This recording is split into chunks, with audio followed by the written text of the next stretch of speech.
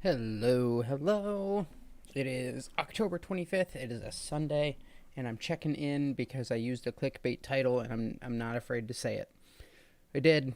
It's a clickbait title. From what we have seen, the national forecast has basically pulled a little tighter than what we have seen in recent days. And I'm going to pull that up on screen here, and we're going to take a look. I'm going to tell you if it matters. So, as we have seen, let me scroll down just a little bit here, put this in the top part of the screen. In national polls, a little bit ago, 8 days, yeah. So Biden was up by 10.7, which was a pretty beefy lead. Now that has fallen all the way down to 9.2, mostly on account of Trump kind of swinging. If you look, Biden's support hasn't really wavered, but Trump's has picked up from 41.9 up to 42.9, so picking up a full point there. Does this matter? And the answer is no. This is one thing where you have to be careful of narrative and how people approach these things. National polls aren't what decide the election at all. If this extra, look at this Trump support, right? If this is an extra point and a half that comes from already red states that are turning redder, it does nothing for the Electoral College, therefore, it doesn't help him out at all. And same thing with Biden. If he adds more votes in California, it doesn't matter. It doesn't add to his lead. So that's why national polls can be really misleading. It's really state polls that matter a bunch. And the dog might come visit here. State polls really matter a whole lot more. And the state polls have not changed. On that note, 538 just put out this video about the six to win. These are the six key states according to their kind of rankings, and you will notice that if you looked at my tier list that I have been posting, all six of these are contained in my top tier. They are the ones that you should watch, and they talk about how some of these Sunbelt states kind of are. Oh man, I just realized, sorry, that all my recommendations will be up. Well, this is what the YouTube algorithm thinks that I care about. Hot Ones, Vox, Fantasy Pros, 538. That's it. It's pretty fair anyway. But the Sun Belt is kind of where it's going to be. You can probably see a dog jumping around in the background. And they're all going to count early, so these will all be decided.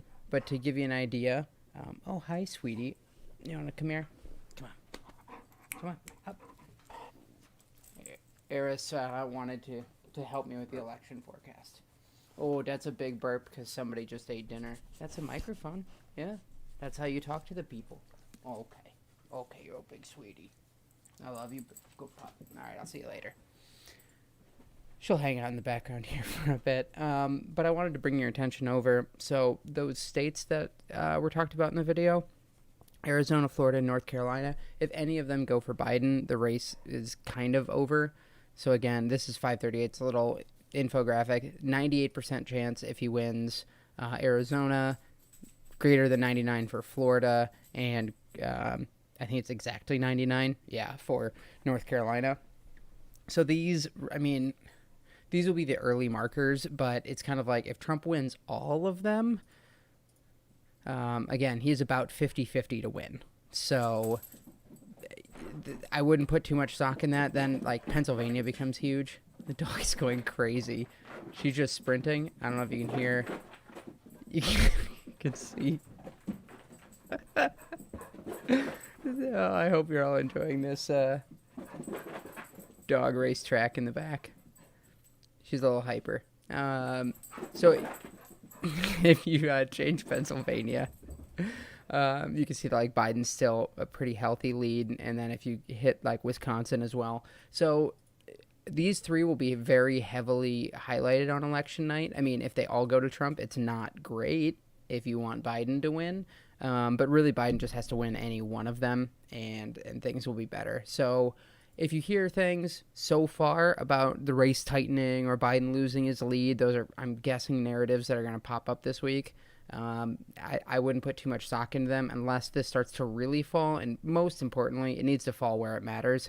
And so far, it just really hasn't. So we'll see that. Oh, another story that is going around is the approval rating was like tightening.